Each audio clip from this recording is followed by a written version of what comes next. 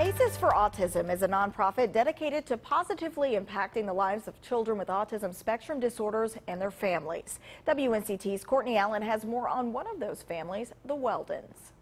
The second I looked at his face in the hospital, that's an emotion I can't really explain, that attachment that I felt to him. Tina Weldon describes the love she has for her 7-year-old son, Bear, as unconditional. Nothing that he could ever do that would make us not love him. We love each other, so we usually cuddle in the mornings. Tina's favorite things about Bear are his sense of humor and creativity. Full of energy and full of life, and he just kind of sees the world in his own way. Bear's different view of the world caught Tina and her husband's attention when Bear entered preschool at age 3. Showing a lot of signs of sensory overload and things like that, and he was having a really hard time. When the family moved to eastern North Carolina from Michigan a couple years ago, problems grew worse. When he went to kindergarten, he had a really hard time integrating into the day-to-day of that environment.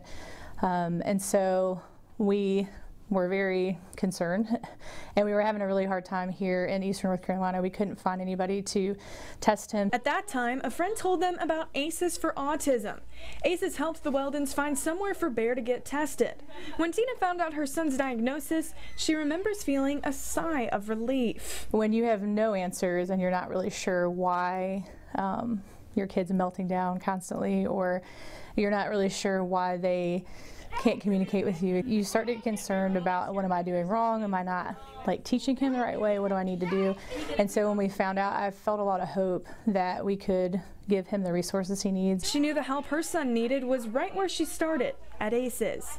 Since joining the ACEs family, Bear's behavior has improved dramatically. Bear has gone from being at school about 2 to 2.5 hours a day with his dad every day to being at school a full day without a parent there with him.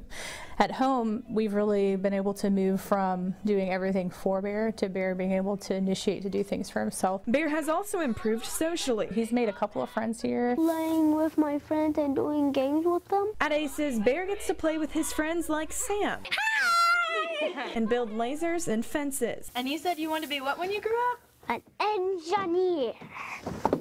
I think you're on the right track, bud. He has one project in mind when he becomes an engineer. I'm gonna make a mini ACEs ride. It's gonna be a roller coaster. A mini ACEs. Tina says ACEs is giving her son the opportunity to be the best version of himself and work to reach his full potential. It's proven that they have done their homework, educated themselves, and we really rely on them to help us kind of make the best decisions for him with all the facts. She recommends anyone curious about ACEs to reach out to them, just like she did for her beloved Bear. Just pick up the phone and talk to him, because that was the first step for me, and that's all it took. Bear loves coming here. He loves the people here. Lots of love. I'm done. In Greenville, Courtney Allen, 9 on your side.